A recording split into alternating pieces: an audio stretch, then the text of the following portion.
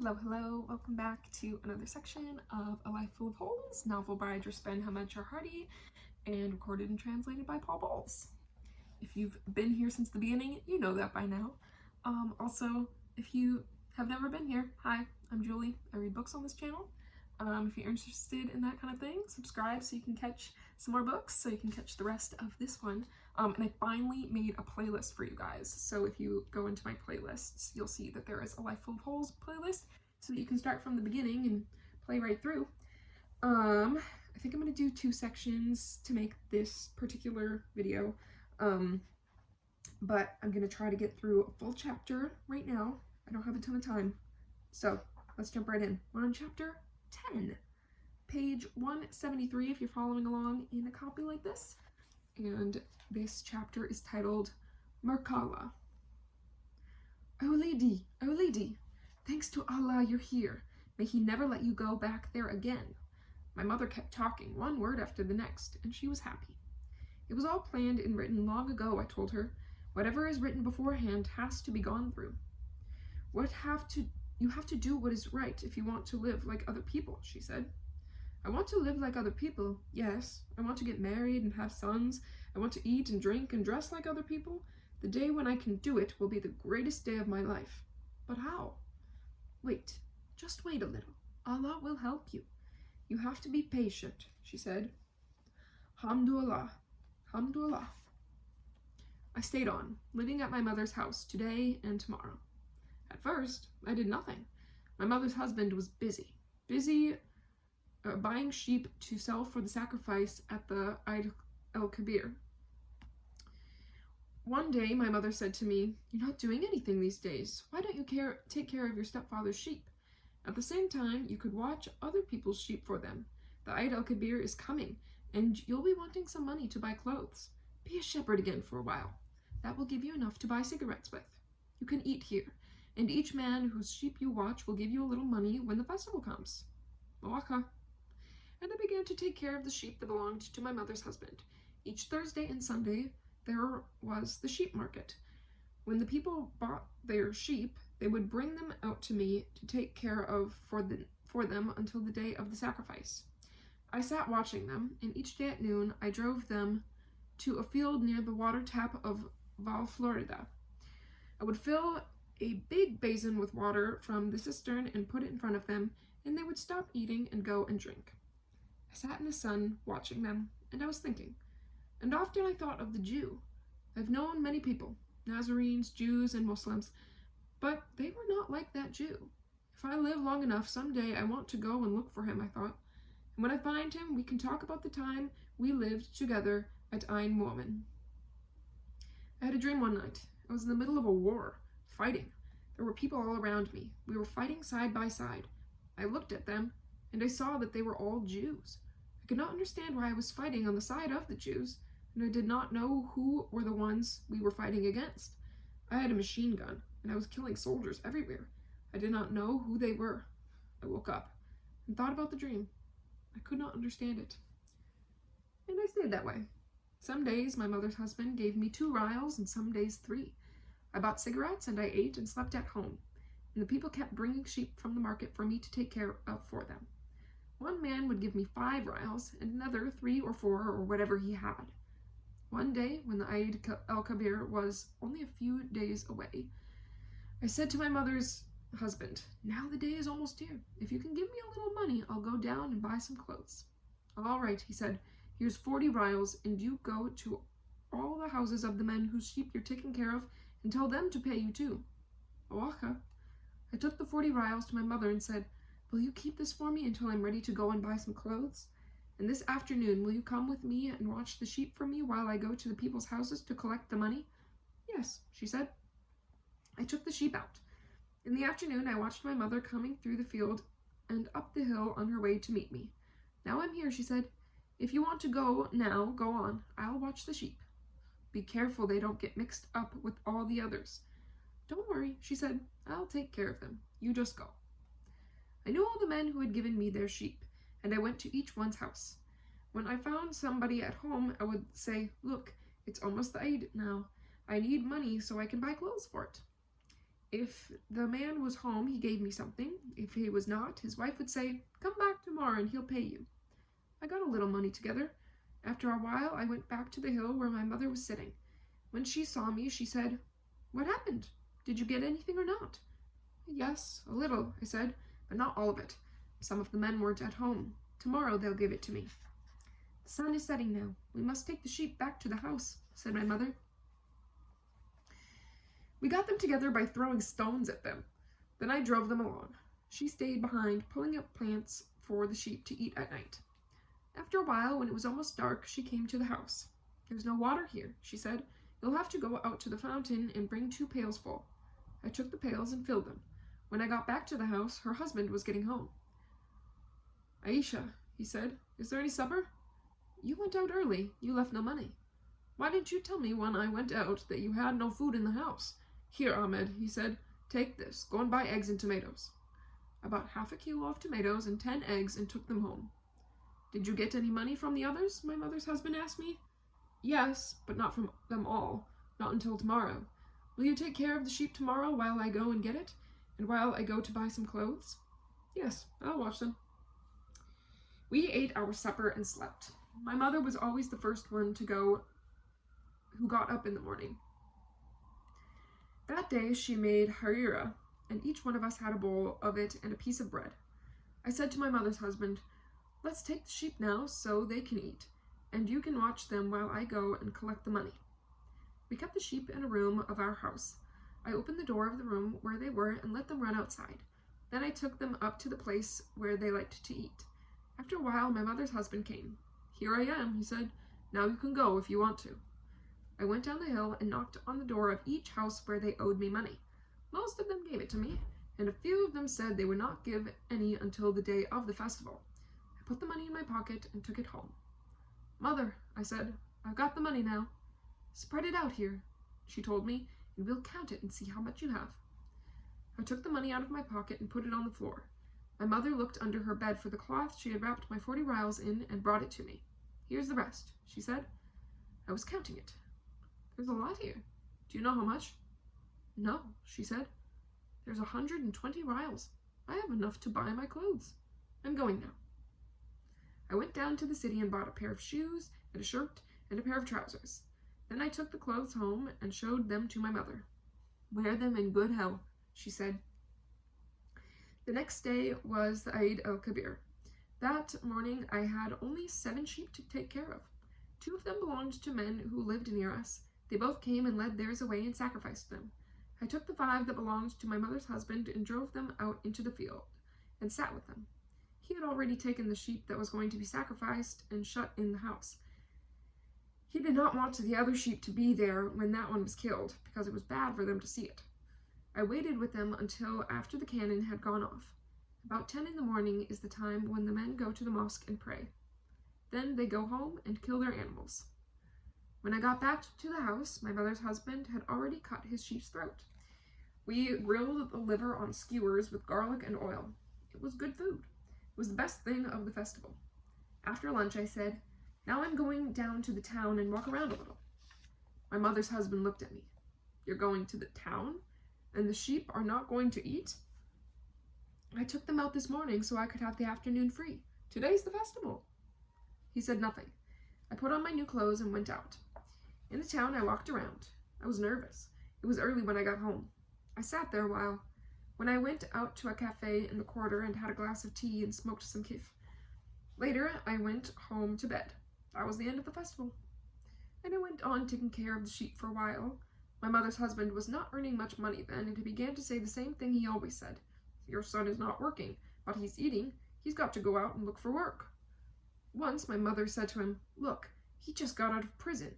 If you begin to shout at him, he's going to go and live in the street and start stealing again. Then he'll be back in prison." I did not hear her say that. She told me about it later, but she was right.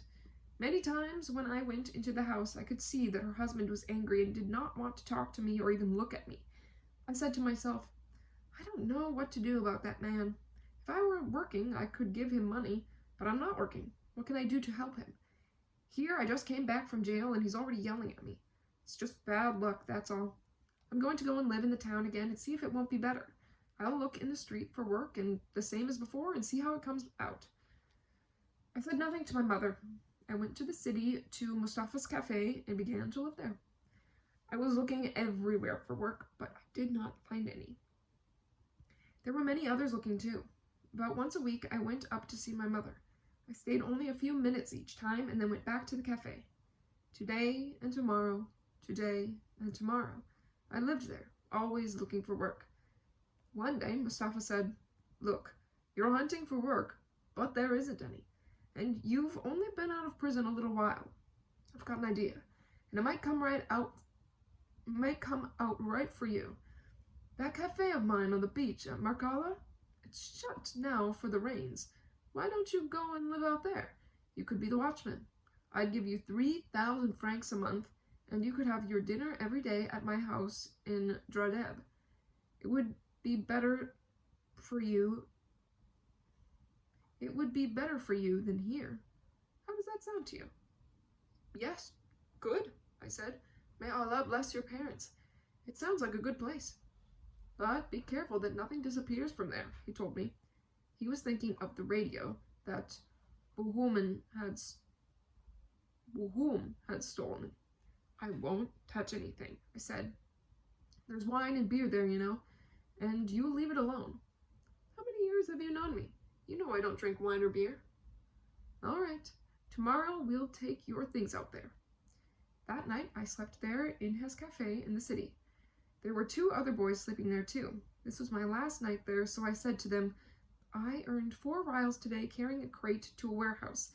I'm going to buy some food so we can all eat." I went and bought tuna fish and bread and oranges. "Now let's eat," I said. From today to tomorrow is a long way, and no one knows what can happen. After we had finished eating, we were lying on the floor smoking. One of the boys said to me, "You're going out to Marcala to be the guard there?" "Yes," I said. "It'll be a little better there. It's outside the town. If you eat, nobody sees you. If you don't eat, nobody sees you. In the country, nobody knows whether you eat or not. In the city, everybody is watching. If you have nothing to eat, they laugh at you." "Yes, sounds like a good place," he said. "Al Allah," I said. "It's better to go out there than to go to jail. If I stay here, I'll be back in jail in a little while. I'm going out to the beach, there with one thing in my mind, that Marcala and jail are almost the same thing. I've been in jail. I can stand it out on the beach." I knew that Marcala was 100 times better than prison, but I did not tell them that. We went to sleep. It was morning. When Mustafa came, he said, "Ahmed, have you got everything ready to go?" He had his motorcycle outside. I carried my things out, and we got on and rode away. It was winter, and the sun was very bright that day. When we got to the beach at Marcala, there was a watchman inside the cafe. Mustafa said to him, "Azus, this is the new watchman. I'm leaving here in your place. Give him the keys, and I'll show him where to put his things. And you take everything of yours out now." I went in, and Mustafa began to show me around. "This is full, and this is empty." The other watchman was busy picking up his clothes and boxes. And Mustafa said, "Good, I'm going now." "I'll be going too," the watchman said. "I'll bring a cart back and take my things." I said goodbye to them, and then I went back inside and began to look around. What a cafe, I was thinking. Everything is old and dirty. I went outside and saw the ocean. The waves were breaking on the beach in front of the cafe. The beach was small, and there were high cliffs and big rocks at each end. I found a ladder that went up to the roof. I climbed up. The roof was piled with papers and garbage and pieces of wood and broken chairs and tables. Everything that was no good had been taken up to the roof and left there. I looked all around the beach. There was not a person anywhere, only the big rocks and the cliffs. And I stayed there. Sometimes the wind blew. I used to lie there at night when the cherki was blowing, and I would listen to it. The wind, the ocean, and the rain. I would lie in my bed and smoke a cigarette, and I would be listening to the ocean hitting the cliffs of Marcala. Broom! Then it would be quiet a minute, and then it would hit again. Broom! And I thought to myself, this is why you can't get anybody but me to stay here. I would hear that rain and wind and the ocean pounding, and I would think of how little money I was getting. But I thought, people say if you want to get honey, you can't be afraid of the bees. Here is where Allah has put me. I'll stay here. Something else will happen. I'll get better work later, if that's the way He wants it. Sometimes the moon was bright and the sea was calm, and only the frogs were shouting in the dark. Grrr, grrr. They lived in the swamp behind the cafe. Everything else was quiet, and the moon was so bright that you could see a white ship far out at sea. I had a mat and a blanket. I would climb up onto the roof and spread them out, and I would make tea and carry it up there and drink it. Then I would lie down and smoke a cigarette and look between the rails at the beach in the moonlight. I would think of what Marcella was like in the rain and the wind, and how different it was when the sea was calm and the moon was shining. I thought, when the wind blows, it's so strong you can't climb up here to the roof. You can't even go out of the cafe. When the Cherokee started to blow, I would close all the blinds at the windows. It was dark inside after that. It was like the end of the world, inside and outside. At first, I had no friends at Marcola. Nobody knew me. Sometimes men walked along the beach on their way to go fishing, but I did not speak to them, and they did not come near the cafe. At noon each day, I went to Mustafa's house in Dradeb and ate. His wife would give me the food. He was not there. I would eat, and then I would go back to the beach. At Ain Woman, I had met a boy from Tanja named Rubio. I had known him since we were small together. One day, he came along the beach, and I saw him. We talked a while. I come by every day, he said. Each morning, Rubio had been walking by the cafe to go fishing and look for wood, and I had not seen him. After that, I saw him every day. In the afternoon, he often brought a stack of wood with him on his back. Sometimes he had some fish in his basket. One day, I said to him, "Where do you bring the wood from, Rubio?" "From the forest at Agla," he said. "Why don't you come with me someday? All you ever do is sit here. I can sell it to the bakers for their ovens. Come in the morning early when I go out and pick it up. Make a good stack of it and bring it back. The baker by the garage at Dradeb will buy it. You can make a little money that way." "Yes. Tomorrow morning when you come by, inshallah, call me, and I'll go with you." The next morning, about 6:30, Rubio came along the beach and began to call, "Ya, Ahmed!" I was already up. I always got up at daybreak because I liked the smell of the air there very early in the morning. It was best when the sea was calm. "Are you ready? Let's go," he said. "Wait, I have to get a rope."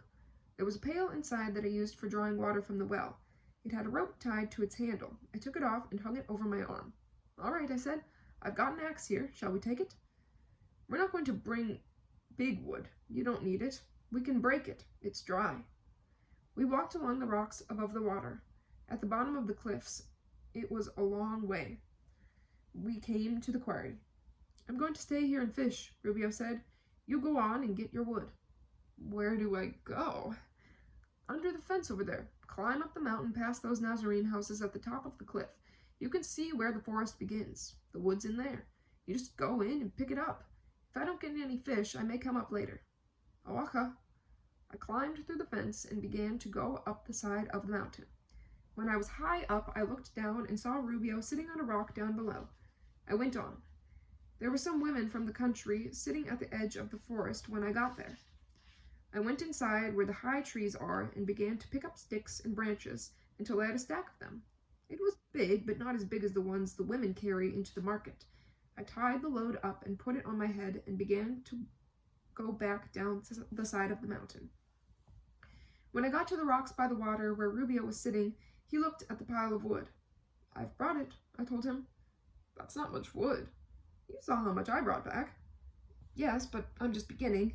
This is the first day. I'll learn, and later I'll be able to bring more. Are you going back now?" "Yes." "Have you caught anything?" He opened the basket. There were 2 or 3 small fish at the bottom. "Nothing," he said. "The ocean's no good today." "If you had gone and got a pile of wood, you could have made some money," I told him. "It would have been better than fishing." "Yes, it would have been better." We started to walk back over the rocks until we got to Marcella. We went into the cafe. I put the wood on the floor and sat down. "I'm tired," I said. "I'm going to wait a while before I take that wood up to the baker's." "I'll show you how to sort it and pile it straight, so the baker will buy it," said Rubio. He put the sticks together, so they made a neat stack. After that, he bound the stack with a rope, tied the ends of the rope around his shoulders, and put his head into a noose he had made. He tried to lift it up from where he was sitting on the floor. "Help me up." I pulled him up off the floor with the wood on his back. Then he took it off and put it on the floor again. "Now, do it the way I did it," he told me. "No, later," I said. I sat down again. We talked a while, and then I picked up the wood and put it on my head. "Do it the way I did it," said Rubio. "Not now," I told him. And we started out for Dradeb with the wood. When we got to the baker's, Rubio said to him, "Do you want to buy a stack of wood?" "Who's selling it?" Rubio pointed across the street to me. "How much, boy?" "What you always pay," I said. 2.5 rials. "For such a big stack?" I said. "Is that all?" I put it on the floor, and he gave me the money. I put the rope over my arms and gave half a rial to Rubio. He had no money to buy cigarettes. With the other 2 rials, I went to the Susie's store and bought butter, sugar, tea, and half a loaf of bread. Then I went back to the cafe and lighted a fire with some of the wood that I had saved out of the stack. I made tea and had my supper. I had a piece of awning to sleep on and part of an old blanket to cover me. I had brought them from the cafe in the town. And so I began to bring wood from the forest every day. I learned to carry it on my back like other people instead of on my head. It was easier that way. I did not have pains in my neck afterward, only a little pain in my back. One day, Mustafa came to the cafe and said, "Ahmed, we've got to tear down that wall up on the roof and build a new one." I knew that wall. It was 1/2 meter thick and built around an iron frame. "We'll need men who are used to working in a quarry," I told him. "That wall is thick. We can't use ordinary workmen." "You worked in a quarry at Ein Woman," he said. "Yes, with a gun pointed at me." Then I said, "If you're going to get somebody to help me, get Rubio. He worked in the quarry at Ein Woman too." "All right, bring him and put him to work. He comes by in the evening. I'll tell him." Mustafa went back to town. The sun had gone behind the mountains when I saw Rubio coming around the bottom of the cliff on his way home. He was carrying a stack of wood on his back, and he had his basket in his hand. "Ahilan, Rubio," I called. "Did you get any fish?" "No, 1 or 2. He came over to the cafe. "There's work for you here." "Do you mean it?" "Yes. If you want to work, come tomorrow and help me tear down the wall upstairs." "I'll be here." Early the next morning, Rubio came. We took 2 sledgehammers and went up onto the roof. Then we began to pound the wall.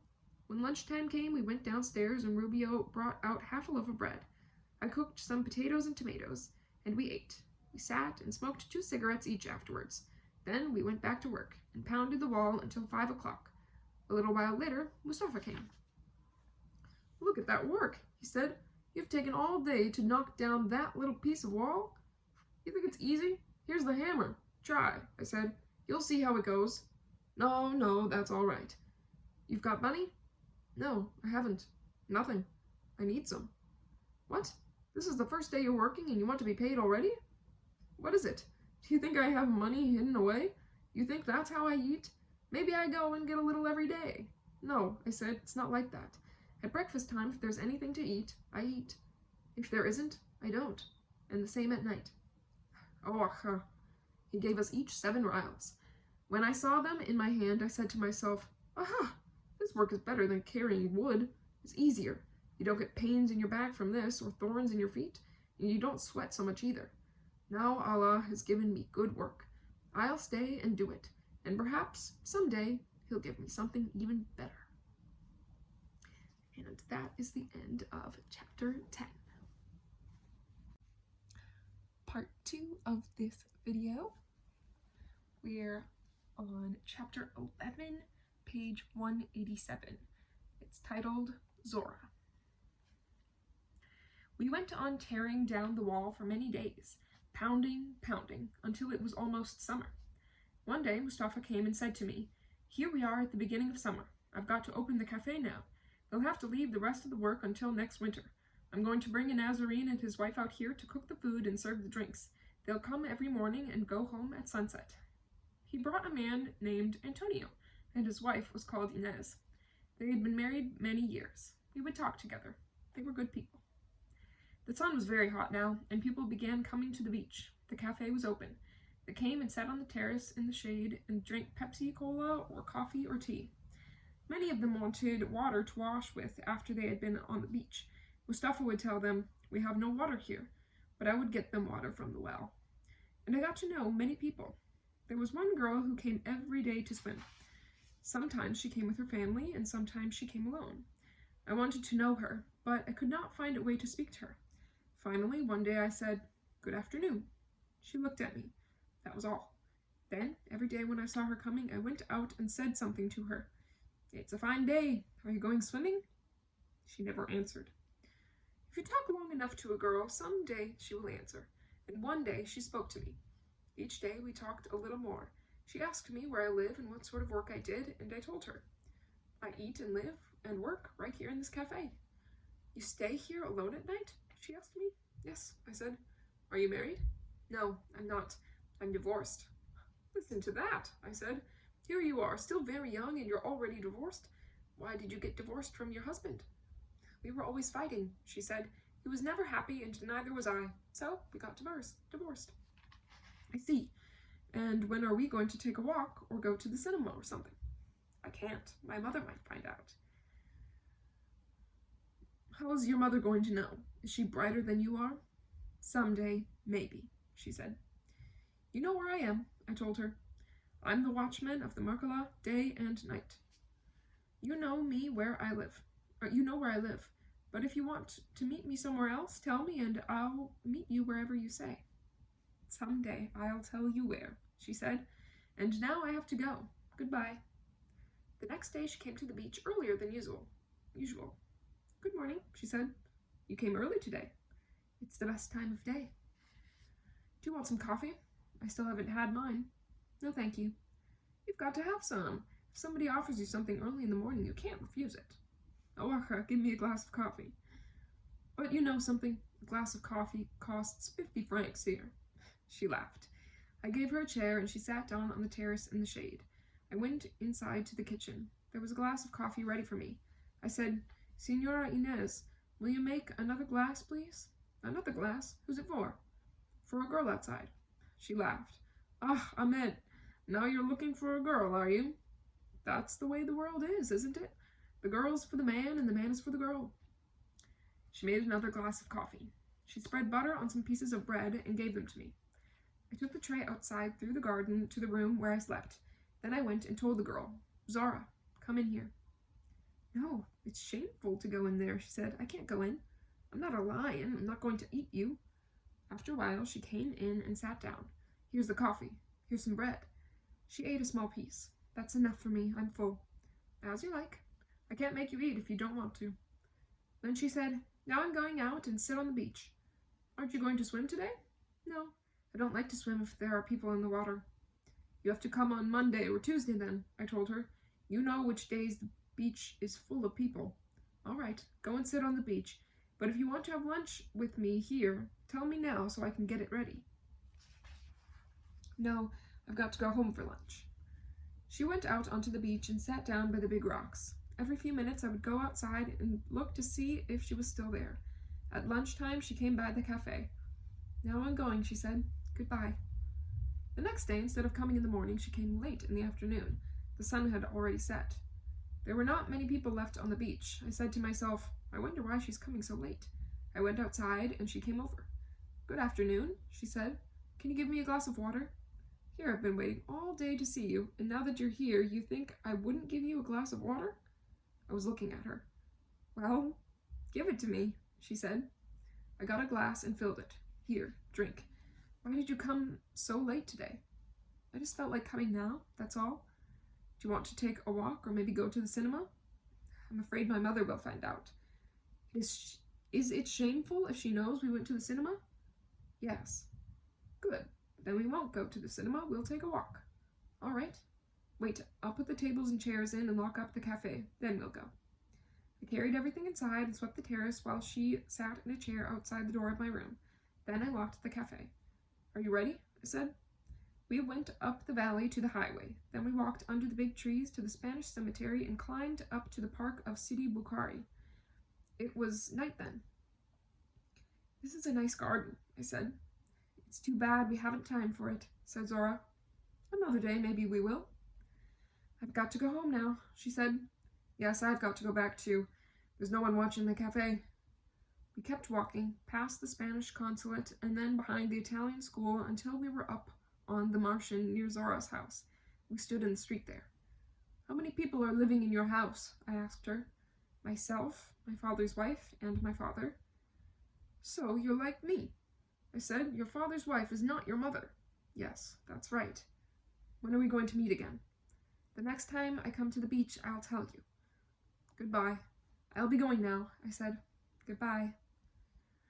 I went down to the beach, lighted the fire, and made tea. Then I cooked my dinner and went to bed. In the morning I did my work. I was waiting to see Zora, but she did not come in the morning, or in the afternoon. 4 days went past, and I did not see her. Something's wrong with Zora, I thought.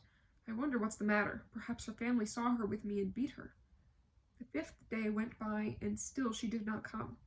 When it was twilight, I locked the cafe and climbed up to the Martian, to the street where Zora's house was. I did not walk by the house, but I stayed always where I could see it. It had one window on the street. I walked back and forth for more than an hour, but there was nobody. Then once I looked over and saw Zora leaning out the window. I stayed where I was. She made signs with her hands, and so did I. "What's the matter?" I was saying to her. "Why didn't you come? What happened?" She made signs. "I'll see you at the beach and tell you about it. Go away now. Later. Go on." "Be sure you come." "Yes, yes." I went back to the cafe. "She'll come one day soon," I said to myself. I thought about Zora that night. I was alone, and there was only the noise of the ocean outside, and I was still thinking of her when I got up. I put the chairs and tables out on the terrace, then I drew water from the well and gave it to all the plants. By the time I had finished my work, the sun had come up. I made some tea and took it out and sat on the ground under the fig tree drinking it. I drank the tea and looked at the ocean.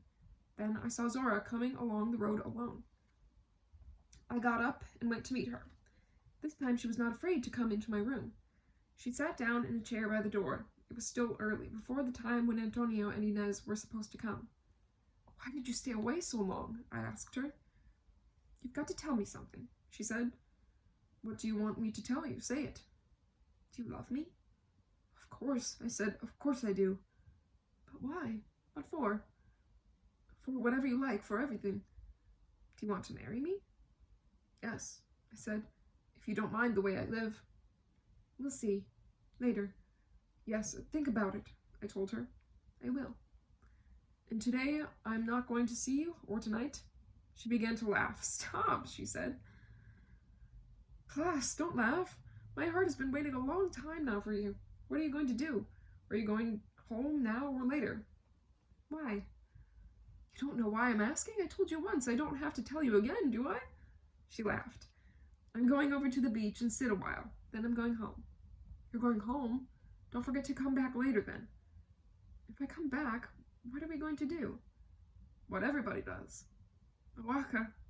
"But don't lie to me. Come back. If you're coming, I'll get dinner for both of us. Afterward, I'll take you home." "I can't come down here alone at night," she said. "All right. If you can't, then when the daylight is finished, I'll shut the cafe and climb up and get you. I'll wait until you come out of your house, and then I'll follow you.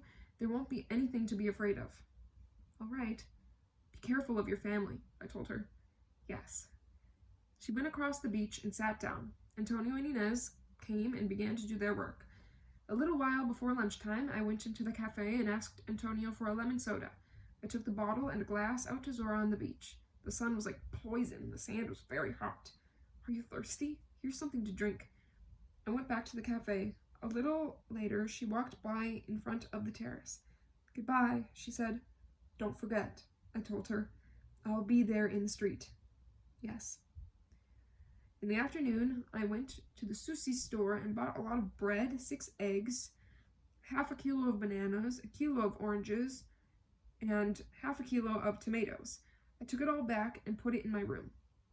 At sunset, Antonio told me, "Bring in the chairs and tables now. We've got to go." "Why don't you go now?" I said. "I'll take everything in after you've gone." They went home. I put the furniture in and swept the terrace. Now I'm going up to get Zora. It was already half dark. I locked the cafe and went out. Then I thought, here I am on my way to see Zora, and I haven't even started to cook dinner. I'll leave it and cook when she's with me. It'll be more fun that way. I was climbing up the steps through the village. There are no lights in that quarter. I could not see very well. There was a girl at the top coming down the steps toward me. I was not sure whether it was Zora or not. I looked, and I thought it was. I'll just stand here, I thought, and wait until she comes down. She kept coming until she got down to where I was. "Ah, Zora! Aye!" she cried. "You frightened me." "Why?" I said. "You came out just at the right time." "You're alone at the cafe?" "I'm always alone there. You know that." "I thought there might be some man there, some friend, somebody." "You know I wouldn't do that to you." That was the first time I put my arm around her. We walked that way down the steps until we got to the valley, and we walked the same way along the road to the beach. There was no moon. It was very dark, but I knew every stone and tree along the way. When we were passing the well, she said, "It frightens me, this place where you live." The ocean was hitting the rocks. "No," I said. "For me, it's better than any other place. There's nothing to be afraid of out here." We got to the door of my room by the garden. "Go in," I said. "It's dark in there." "Don't be afraid. Go on in. I'll light the lamp." I had to pour in alcohol first. After a while, it was lighted. "Take off your jellaba," I told her. "Don't be ashamed." "No, I'll leave it on." No, take it off. We've got to get dinner, you and I." She took off her jellaba and hung it up. I was looking and looking at her. I walked over to her. I took hold of her and kissed her. "You know what we're going to do now? We're going to make a glass of tea and come back here and lie down a while. Then we'll get a good dinner. Oaxaca. When a man and woman are lying in bed together, nothing matters, not even hunger," she said. "Now," I told her, "you can wash the dishes. I'll get some fresh water from the well for the tea." I filled a pail and brought it back. I lighted the alcohol stove and started to heat the water. She was sitting on the bed.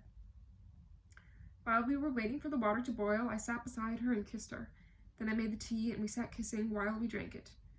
"You know," I said, "if a man's dying, farting won't save him. This isn't enough for either one of us. Let's pull back the blanket and get into bed. After that, we'll make dinner." "Whatever you like," she said, but she wanted to even more than I did. "Get up and sit in the chair while I make the bed," I told her. I got the bed ready and took off my shirt and trousers. Then I got into bed. "Take your clothes off," I said. "No, it's shameful." "There's no shame, just you and I are here." She took off everything but her sarouels and got into bed, and I was kissing her. "What?" I said. "You still got your sarouels on?" Then she took them off too. "Make yourself comfortable," I told her. "Lie back, like this." "Here I am," she said. "Everything's yours." "This is the way I've been wanting to see you," I said. In about 5 minutes, we got up and washed. Then we cooked dinner. After that, we made tea. While we were having tea, Zora said, "It's late. I've got to go home." "Before you go," I told her, "let's get into bed again for a while, and then I'll take you home." "Oaxaca," she said.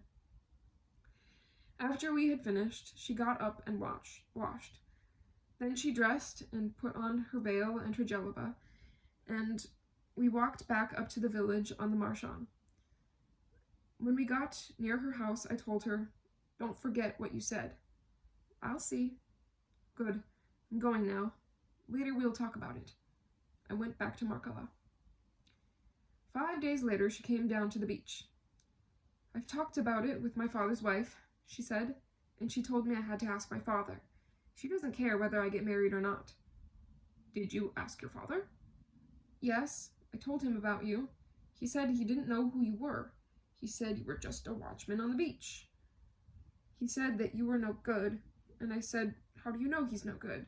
How can you know that unless you've lived with him? What am I going to do?' "I don't know," I said. "I told you how I live and how much I earn, and I haven't hidden anything from you." "Money doesn't matter. What matters is living together, the two of us," she said. "I can work too.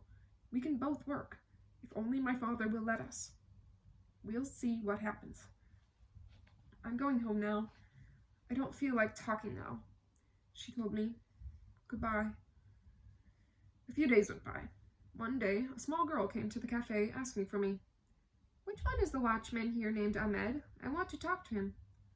What do you want of him? I asked her. There's a woman who wants to see him. He's supposed to go to her house.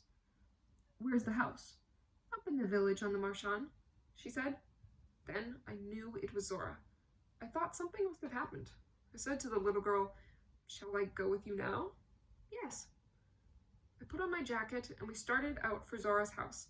When we got near it, the little girl told me, Wait here. Then she went to the door and knocked. Here's the man named Ahmed, she said. He's come. Someone said something to her and she came and told me, Come. I went over to the door. Zora was standing there. Ah, Zora, what's the matter? Come in, she said. I went into the house. She was there with her father's wife. The woman's face was angry. I held out my hand and she did not want to take it. She sat down far away from me and nobody spoke. What's wrong with her? I thought. Then Zora said, This is the man I was talking about. Yes, said the woman. Good, that's nice. I was thinking, she's talking like a Nazarene. She's just saying things because she has to. She doesn't mean anything she says. I've got to go now, I told her. Thank you. My son, if you're going to go, she said, and anyway, we all know who you are. You work for Mustafa. You're the watchman of Merkala. You're nothing. Yes, maybe, I said. I went back down to the beach, but now I could not work the way I had before. I was thinking, I don't know how this is going to end. I dreamed every night, good things and bad things. Sometimes when I woke up, I was crying, but no one heard me. There was only the ocean. One day, I was sitting on the ground in the sun outside the door of my room. All at once, a woman walked up to me. It was the woman who was Zora's father's wife. Were you looking for me? I asked her. Aren't you the man who came last week to our house? Yes, I am. What is it? Are you coming up and have dinner with us tonight? Are you inviting me? Yes. Awaka. When people invite you, I said, even though you have to go all the way to Baghdad, it's a short distance. After you've finished your work, when the muezzin calls, the asha, come up. Yes, when I finish, I'll come. Goodbye. When she was gone, I was very happy. Now they're going to give me Zora, something beautiful to look at always. We can live here in the cafe together. I can build on a room. We'll make a good life together. That evening, I put on my best clothes and started out to the Marchand. I got to the house and knocked on the door. Who is it? Ahmed. Come in. They opened the door. Inside were Zora, her father, her father's wife, and a young man. I shook hands with them all. Then the woman sat down, and I sat beside her. Zora's father sat on the other side next to the young man. Zora was making the tea at the end of the room. The young man was dressed like a Nazarene. His clothes were expensive. After each one had a glass of tea in his hand, we began to talk. We were talking about the world. Then the man who was dressed like a Nazarene said to Zora, Is this the man you're going to marry? Yes, he's the one, if it's written, she said. I hope you'll be happy, he told her. I turned to him. Yes, I said, Inshallah. Then the woman pointed across the room at the young man and said to me, Now you see what a good husband Zora is going to have. Did you think she was going to marry the watchman of Markala? In front of her daughter, she was saying, Now you see who my daughter's going to marry and what sort of man he is. A professor, a teacher. He teaches people how to read. And you know what I'm going to say to you? No. What? I said. You're not going to see Zora anymore, and you're not going to follow her in the street either. Is that all? I said. Is that what you invited me here to tell me? I got up. Goodbye, I said. Excuse me. I said goodbye to all of them and went out. I went straight to the cafe and slept with my clothes on. When I woke up, it was morning, and I saw that I had not undressed. I took off my suit and changed into my work clothes. Then I put the chairs and tables out and swept the cafe the same as always. I kept looking out the door to see if Zora was coming. No one. While I was working, Antonio and Inez came with the food from the market. We drank coffee together. People began to come into the cafe for drinks. I was thinking, I'm going up to the village and walk through Zara's street. Maybe I'll see her somewhere. A little later, I climbed up and began to walk up and down in front of her house. I did not see her anywhere. I went back down to the cafe. Mustafa was there. Where have you been? He said. Just up the road. You'd better stay here and do your work. I don't know what I'm doing. Why not? What's the matter with you? Nothing. Do your work, that's all. Stop thinking about the whores. You'll see, someday they'll drive you crazy. You're always after women yourself. I'm no different from you. You're worse, he said. Pay attention to your work. I'm doing all I can. Don't worry about my work. Every day I would climb up to the village, but I never saw Zara. One day Mustafa said to me, Listen, I brought you here to work and you're not doing it. You work a little in the morning. As soon as Antonio comes, you go off and leave him here. I'm sorry, I don't know what I'm doing. If you're going to do your work, do it. If you're not going to, tell me now. I want to know. If you don't want to work, you can leave. I'm going to work, I said. But every day I had to go and look at her house. I had to. No matter what happened, I always thought she might come to the window. See what I'm like now, I thought. I don't even know what I'm doing until I'm already doing it.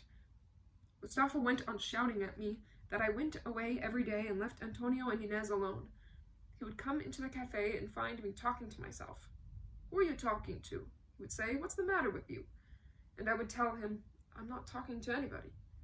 I think you've eaten Silher again, he said. Some whore has put a spell on you. One day he said, All right, you're finished working for me. Put your things together and get out. It was true that I did not know what I was doing. I packed up my things. There was nowhere to go but back to my mother's house. I went back and began to sleep there again. Every morning I went to the village on the Marchand and sat on the steps across from the street where Zora lived. I thought that if I could only see her for a minute in the window, I would go home and be happy. But I did not see her. I left each morning without eating anything. Why do you go before you've eaten? My mother would say. I'm not hungry. In the afternoon, when I went home, she would ask me, Do you want to eat? No, I've eaten, I would tell her, but I had not eaten. Sometimes she would get me to take along a piece of bread with me. Some days I could not eat at all. I smoked cigarettes and drank tea. At night, when I was asleep, I talked aloud. Why do you talk in the middle of the night? My mother asked me. Talk? I don't talk. One day, a woman who was a friend of my mother's came to see her. My mother told her, My son speaks alone in his sleep, and he always goes out into the street without eating. I don't know what's wrong with him. I don't know whether he eats in the street or not. The old woman said, He's probably having trouble with some woman. I don't know, said my mother. Yes, the old woman said. Take your son to Sidi Hassin. Buy 2 black roosters and give them to the fakir who sits at the entrance to the tomb. He'll kill them for you, and you'll see what will happen. When I went back home that day, my mother said, You've got to go with me to see Sidi Hassin. She did not tell me anything about the old woman. You go alone, I told her. It's better if I don't go with you.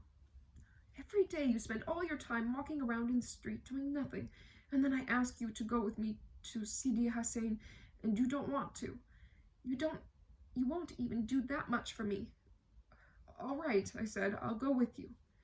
The next morning we made a lunch to eat in the country. Then we took the Zeraya bus out to the foot of Sidi Hassin.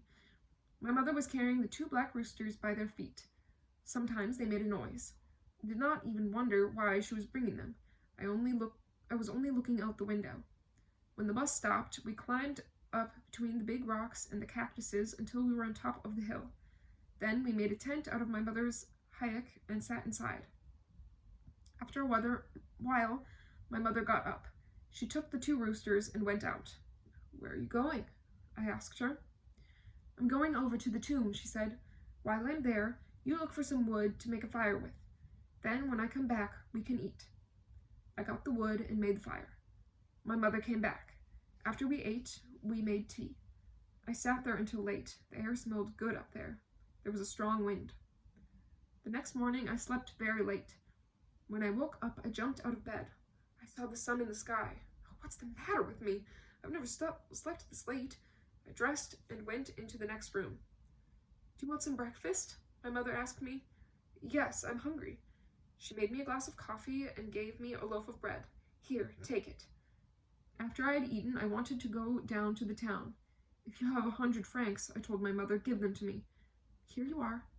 I took the 100 francs and went into the town. All day I walked in the streets until the late afternoon. Then I went into the cinema. Afterward, when I came out, I went to Mustafa's cafe in the city. Akhilan, Ahmed, Mustafa said. How are you? Are you working or doing nothing? Nothing. How do you feel? What about coming back to Markala to work? Yes, I'd go back. You know whether you want me or not, I told him. Good. Tomorrow, if you want, bring your clothes down. I'll be there. It was 3 months before summer would begin. I went back to Markala. Mustafa paid me the same as before, and I ate at his house every day. We've got to finish a lot of work inside the cafe, Mustafa said.